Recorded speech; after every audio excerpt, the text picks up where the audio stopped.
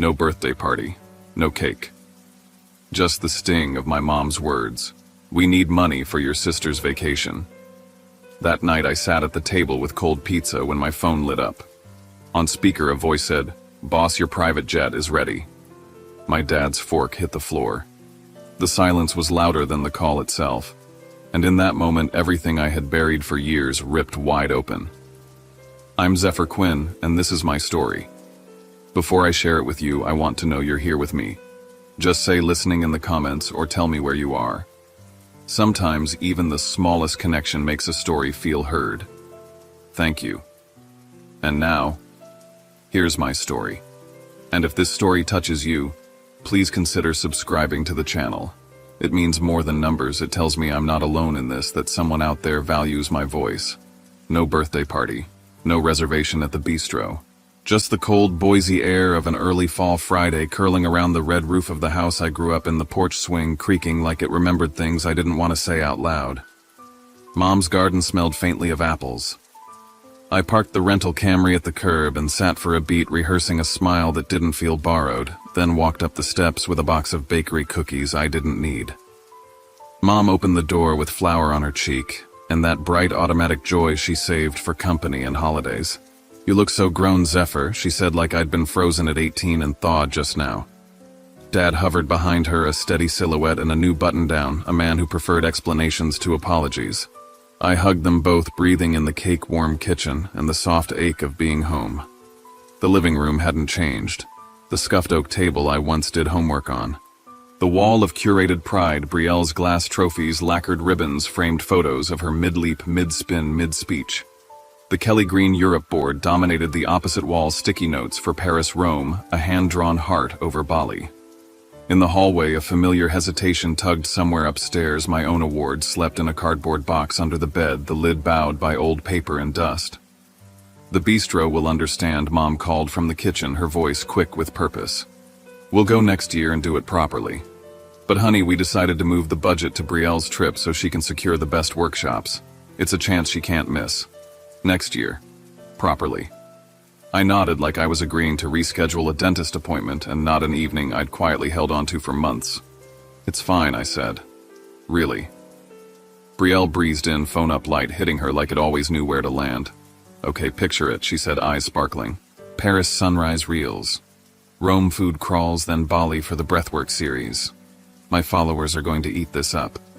She kissed my cheek and smelled like citrus and ambition. "Happy birthday, Z," she sang, already swiping open her notes app. "Wait till you see the content calendar."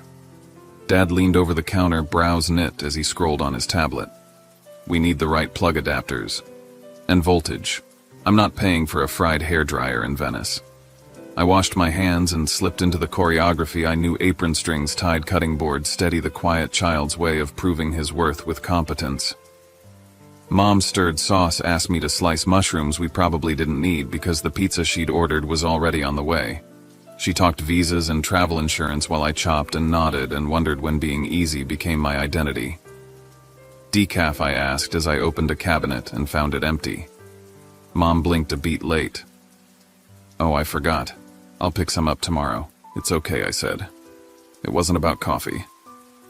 The doorbell rang and the pizza arrived, too large, glossy with cheese and dotted with olives I've always hated. I grabbed a slice anyway. Dad tried a conversational bridge. "So work. Still. Computer's education stuff," I said. "It's going. What kind of content should I shoot in the Louvre?" Brielle cut in already, angling her screen toward Mom. "Voiceover or face to camera? The algorithm hates long captions right now." Dad's question shrank between us.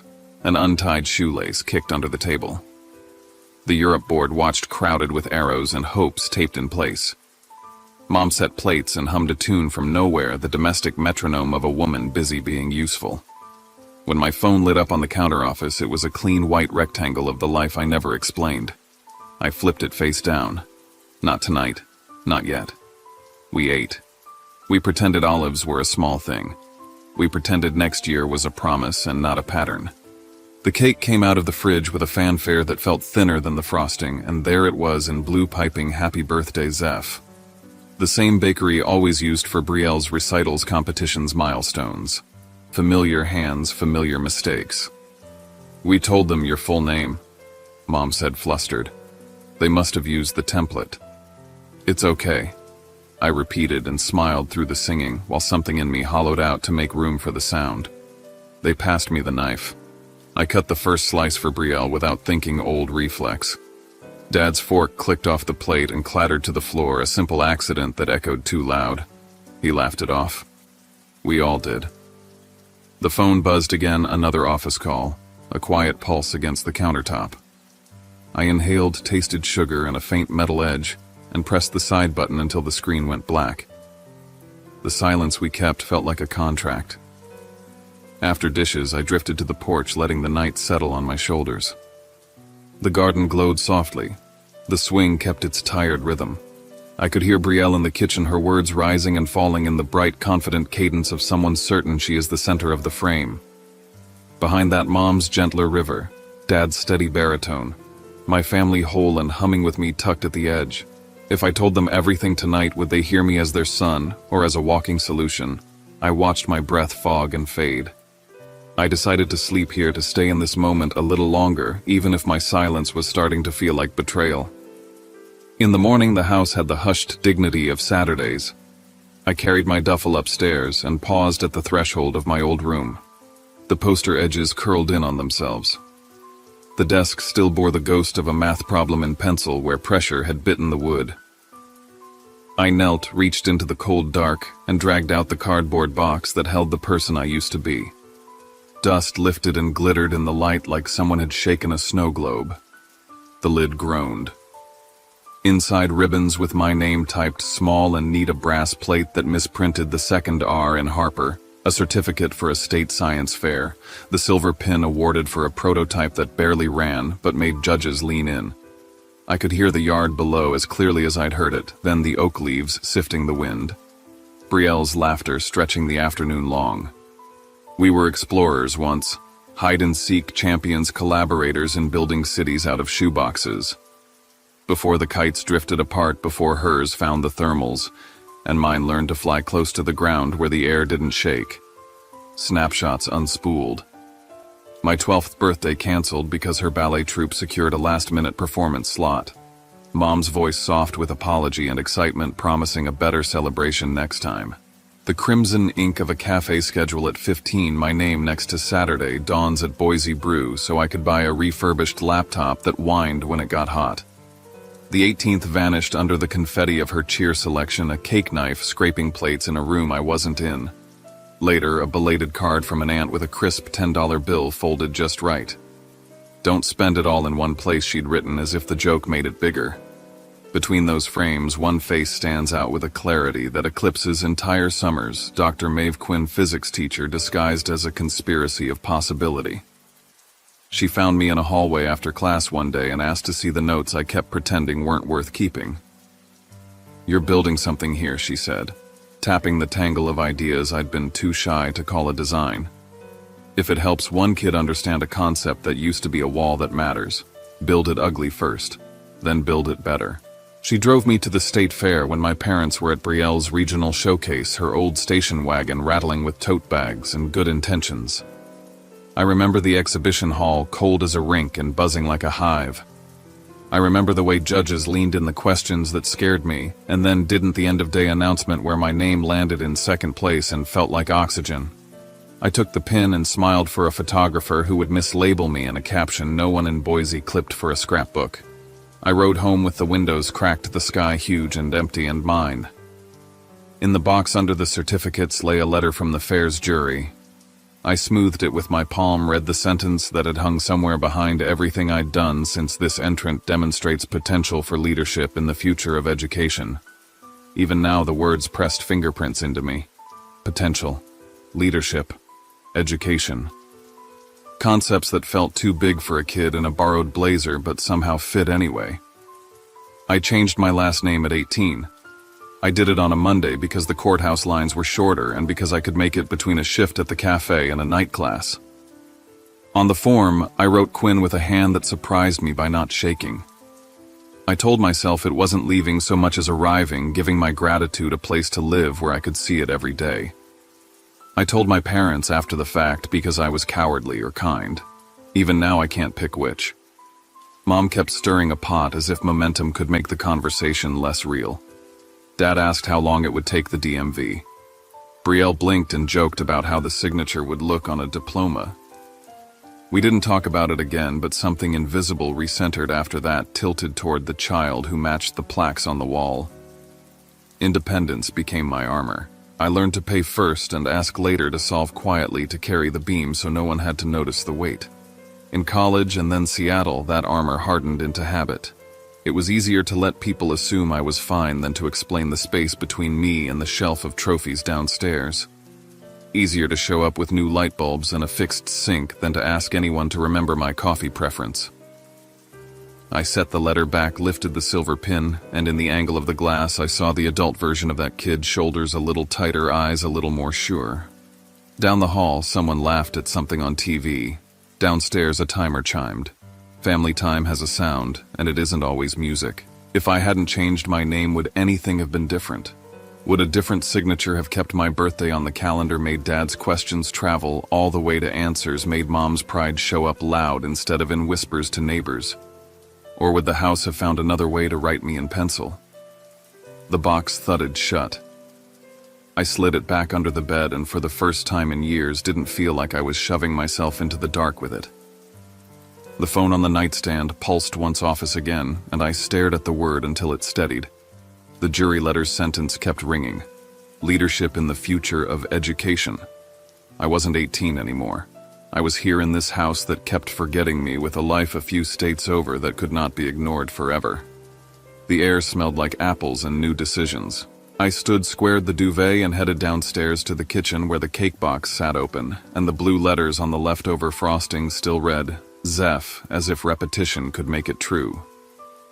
Seattle had a way of swallowing you whole and spitting you back out only if you fought hard enough. When I first arrived, I lived on takeout noodles and the stiff couch of a shared office downtown, the kind with buzzing fluorescent lights and carpets that smelled like coffee stains and ambition. My life was a string of 16-hour days, lines of code glowing green and white, and a faith that if I built long enough and hard enough, something would crack open. I rose from junior coder to project lead to director, before most people my age had figured out a 401k. By 25, I signed the papers that birthed AI-ED Solutions. I didn't celebrate. I went back to the couch, ate cold ramen, and opened a new project file. The breakthrough came when one of our pilots at a Seattle public school boosted student scores 35% in a semester. Suddenly, venture capitalists wanted in. $6 million poured into my inbox, and within months we signed a $50 million contract with the school system. Overnight, my cramped workspace became a 2-floor office in South Lake Union, and the couch was replaced by ergonomic chairs we didn't know how to adjust. The growth was blinding: 200 employees, press features, Forbes lists, deadlines that stacked like dominoes. From my penthouse in Belltown, I could see the Space Needle flickering each night, a postcard view of success. The elevator was glass, climbing past city lights that reminded me I had built this life from nothing. Inside, though, my dining table stayed set for one. On the edge of my desk sat a framed family photo, half hidden behind screens tracking KPIs, the faces blurred by glare. I stared at it often, wondering if I should call, then never knowing what I would say if they asked how I really lived. Sundays were ritual. The phone rang, my mother talking about Brielle's yoga workshops and her growing Instagram, following my father grunting approval from somewhere nearby. "How's work, Zephyr?" she'd ask in the lull, a question folded politely between errands. "It's fine," I always answered. "Busy, but fine." That was enough. She would pivot to Brielle's next event, her travel schedule, her ideas for sponsorships. I hung up each week, both relieved and hollow. Nora Callahan, my assistant turned confidant, knew more about me than anyone in my family. She managed my calendar with precision-marked urgent calls with the label office and shielded me from reporters who wanted quotes on education equity. She also knew my fear that if my family ever saw me clearly, they'd only see dollar signs. So when the Harper house needed something, Nora handled it. A new television arrived at Christmas with a return address labeled Corporate Holiday Raffle. The leaky roof was fixed after a check from Boise Community Fund. When Mom's school received an iPad for her literacy program, She thanked a regional grant she'd never applied for. Dad's hardware store bills were softened by reward points credited at the exact right time. None of them ever suspected me. They believed in chance and small-town generosity and luck. I wanted them to. The anonymity was a shield that let me care without being defined by what I could buy. Still, each payment pulled at me. Every time Nora reported another bill discreetly covered, I wondered how close I was to being unmasked, to being recast not as son or brother, but as benefactor, as walking wallet. I wanted them to know me, yet I worked hard to keep them blind. On my screen one night flashed a subject line. Meeting confirmed, Minister of Education, Paris. Nora highlighted it bright red, marked the calendar with office, and underlined it twice. The kind of event that could reshape the company. The kind of event that lived in a world far from Boise's red-roofed house. I told her to push it aside until after my birthday. She laughed and reminded me I was flying back in economy on a ticket booked under my middle name, renting a Camry like a man on a business trip. I told her that was the point. I didn't want to arrive as a headline. I wanted a dinner with my family, a cake with the right name, a seat at a table where I wasn't competing with a travel calendar pinned to the wall. I clicked confirm on the flight to Boise. Alone in my penthouse, the city spread beneath me, I rehearsed the simple picture I kept clinging to: a meal, a song, a candle, recognition that I existed beyond fine. For once, I wanted to know if I could keep the two worlds separate long enough to speak as a son and not a CEO. The house smelled like oregano when I walked in on the night of my 31st birthday. The dining table was covered with a faded cloth, the overhead light too bright, the center crowded by pizza boxes, instead of the reservation I'd once imagined at the bistro. I slid into my chair, looking at the grease-stained cardboard as Mom set out plates with an excitement that didn't feel aimed at me. "We've already put the deposit down," she said as she served a slice heavy with olives. "Italy and France, plus a special stop in Bali for Brielle's retreat. We had to shuffle some things, but it's worth it. These experiences change lives." Dad added numbers like he always did. "Hotel in Florence costs as much as a whole birthday dinner at the bistro. It's a trade-off, son, you understand." I chewed and swallowed the taste of olives bitter against the roof of my mouth. It wasn't about the restaurant. It wasn't about the olives. It was about the math they kept doing, where I always equaled fine, and Brielle equaled priority. I reached for my water, keeping my face still. Across the table, Brielle laughed, scrolling through her phone. "When we're in London, I'll shoot a whole series of travel vlogs.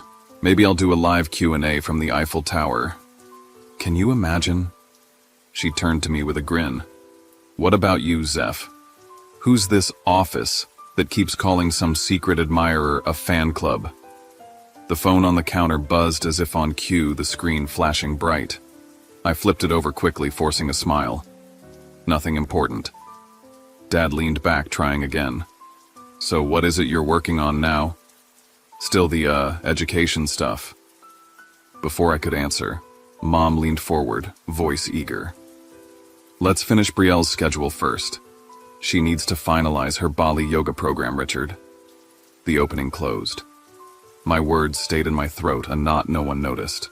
I excused myself to fetch another glass of water, slipping into the hallway.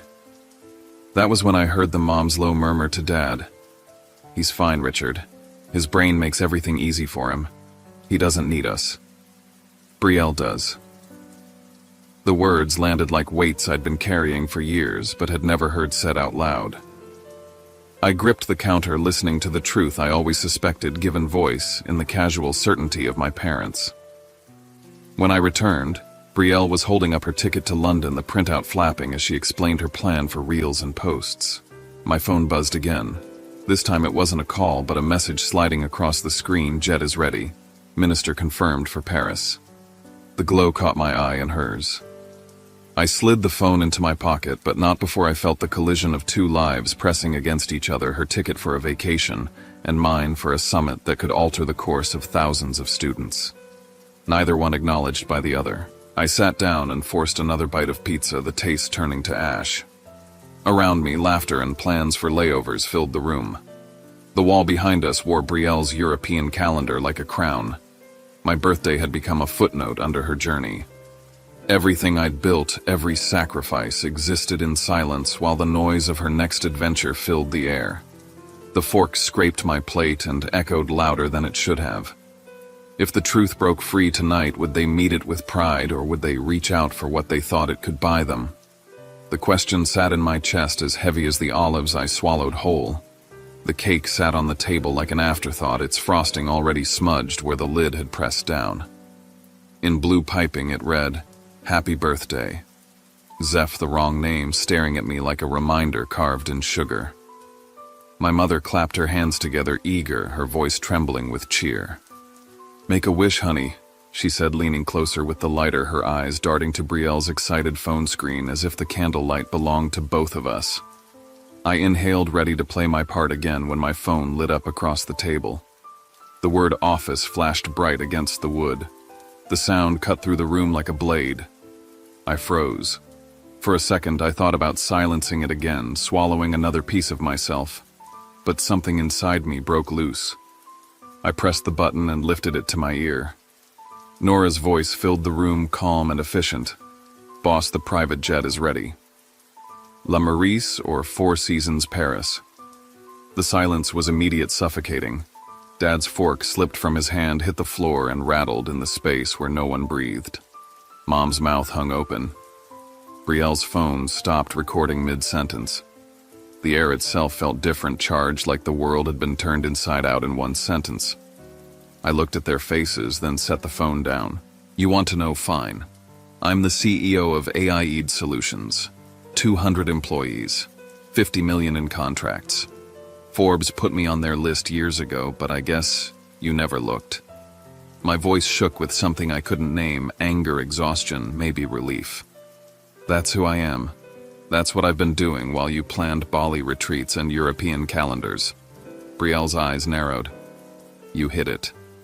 Just so you could pull this stunt, to rub it in our faces." Her tone cut sharp, more accusation than shock. I laughed once, dry and bitter. "I hid it because I wanted to be your brother. Your son. Not a walking bank account. But maybe that was wishful thinking." Dad cleared his throat, words fumbling but firm. "We did focus on Brielle, because we thought you had it handled. You've always been the strong one. She needed us more." That hit deeper than I expected. Confirmation of every suspicion I'd carried since childhood. "So you assumed I didn't deserve the same care because I could survive without it?" Mom's voice rose, trembling. "We asked about your work, Zephyr. We cared. Did you?" I snapped. "Did you once type my name into Google? Did you ever wonder why the biggest contract in the state's education history didn't make it to our dinner table?" No one answered. The cake flickered in front of me, the wrong name glowing in wax light. Brielle crossed her arms, her voice sharp with resentment. "If you're really that rich, why not pay for the trip? Then Mom and Dad wouldn't have had to cancel your birthday at all." That broke me. I stood, chair legs screeching against the floor. Because my love isn't a credit card. Because I wanted one night, one cake, one dinner, where I mattered without a price tag. My voice cracked and I didn't wait for a response. I grabbed my keys, the sound of them jangling louder than anything in the room, and walked out. Behind me, no one called my name. The door shut like the end of a chapter. The Boise Inn greeted me with silence. The suite was plain beige walls and a bed too stiff, but it felt like air after drowning. My phone buzzed again. I answered and Nora's voice softened for once. I pushed it. "I made that call loud because you can't keep hiding forever. You needed them to see you." I sat on the bed staring at the bland painting on the wall, unsure whether to thank her or scream. The relief of release tangled with grief so raw it ached in my chest. Had I lost my family forever, or was this the cut that had to bleed before it could ever heal? I woke in the dim light of the Boise Inn, the ceiling fan circling slowly, the world quieter than I remembered it could be. A knock startled me. I opened the door to find my father, his face lined deeper than usual, his eyes heavy with something I rarely saw, humility. "Can I come in?" he asked. We sat in silence for a long moment, the air between us tight. Finally, he spoke. "My father was like you. Brilliant, self-sufficient. The kind of man who seemed to walk ahead of everyone else. My parents assumed he didn't need them, so they poured everything into his siblings. He never forgave them for it. I guess I repeated the same mistake. I swallowed the words, bitter. I don't want to be strong because you leave me no choice. I want to be seen. Not just assumed okay. He nodded, eyes wet. I hear you now. I'm sorry. Later that morning I returned to the house. The kitchen smelled of apples and cinnamon. Mom pulled a pie from the oven, the crust golden, the filling made with less sugar, just the way I liked it. She set it down gently. I thought, maybe I could get it right this time. Her voice cracked. I always told myself you didn't need me. I see now that was an excuse. Brielle sat at the table, mascara smudged her phone, forgotten beside her. She looked up, eyes red. Those gifts. The TV, the roof, the iPad for Mom's school. I thought someone else loved them more than I did. I was jealous. I felt like a shadow in my own house. I stared at her, caught between anger and recognition. That was me. I did all of that. Dad entered then, shuffling papers in his hands, looking for distraction. A white envelope slipped free and landed on the floor. I bent to pick it up. The words printed across it froze the room. Boise Bolt credit paid in full by Quinn Enterprises. The air went still. Mom pressed her hand to her mouth. Dad's eyes widened. Brielle gasped. So they knew. The secret generosity that had kept them afloat wasn't luck or community. It was me. Brielle's voice cracked. Do you even love me? Or am I just the girl who stole your light? Her words carried years of unspoken rivalry, the ache of both of us competing for something as basic as belonging. Mom sank into a chair, her hands trembling. There was a year we forgot your birthday entirely. We were throwing Brielle a surprise party, and by the time I realized it was too late. I've never forgiven myself. But I never said it either. Tears streaked down her face. Before I could respond, my phone rang again. Nora. Her voice was gentle but firm. Paris is waiting. Do you want me to cancel everything? I looked at my family, raw and exposed in ways they'd never been. No, I said slowly. Not cancel. Come with me. All of you. They stared, stunned. The idea hung in the air, impossible and terrifying, but also new. For the first time, we weren't hiding. Every truth was laid bare, the favoritism, the gifts, the neglect, the love we didn't know how to give. We sat in the kitchen together, the pie cooling between us, and there was no pretending left. The question lingered heavier than any silence. Could one trip, one chance at something shared mend years of being unseen? Or was I reaching for a bridge already burned? The hills of Tuscany glowed gold as the sun slid low across the vineyards. Our villa's courtyard was strung with soft lights, a long wooden table dressed in linen stretching beneath them. I had arranged every detail months in advance, but my family looked around as if they had stumbled into a dream that couldn't possibly be meant for us. Dad kept clearing his throat, glancing at the horizon, while Mom's hands fluttered over the plates like she didn't quite believe they belonged there. I poured wine into glasses, the deep red catching the fading light. Brielle propped her phone against a bottle and pressed record. This trip, she told her audience, is proof that if you work hard, you can make anything happen. I saved, I planned, I manifested.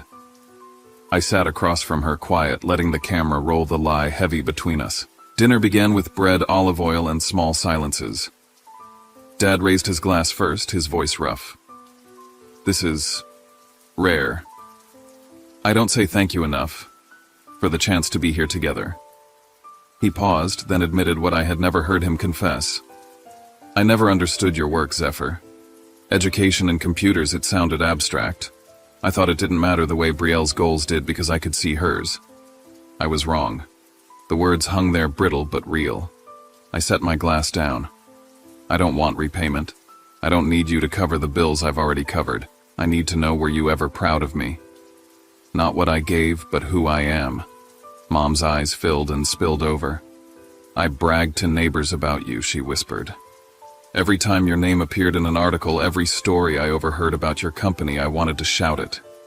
But when I came home, I stayed quiet. I didn't want Brielle to feel less. I thought I was protecting her. Brielle's chair scraped back as she stood, eyes flashing. So I'm the fragile one, the one you tiptoe around while he gets to play martyr. Even here, he's stealing the spotlight.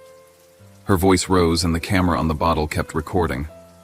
I reached into my pocket, pulled out my phone, and opened an email. I laid it on the table.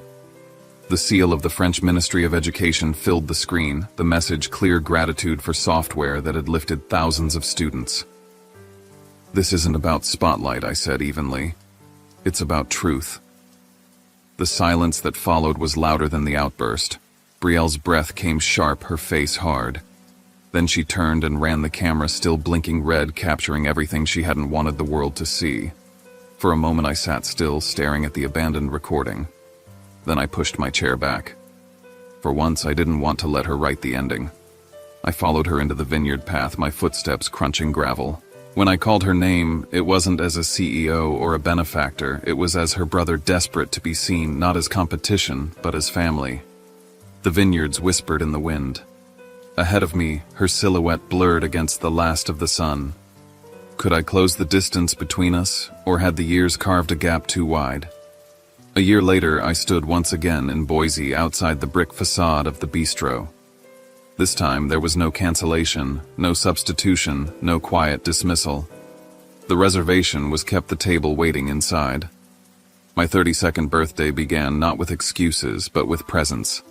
The restaurant smelled of garlic and butter. My family sat around a circular table, a framed photo from Paris placed at its center, proof of a journey that had cracked us open. Dad leaned back, pride subtle but steady. "I've been advising the new Meridian branch," he said. "It feels good to put my skills to use again." Mom smiled, smoothing the tablecloth. "My school's reading program uses your software now. I finally understand what you've built. It's not just business, it's changing lives." Brielle cleared her throat. Her voice was softer than I remembered, but steady. "I'm not just doing videos anymore. I've been interning in marketing. It's harder than I thought, but I want to earn it. For real this time." The waiter set down a cake, the frosting perfect, the name spelled in full, "Happy Birthday, Zephyr." Mom touched my hand. "We once assumed your strength meant you didn't need us. We were wrong. We want to write a new story with you, one where we don't make that mistake again." Before I could answer, a man from the next table leaned over. "Are you Zephyr Quinn?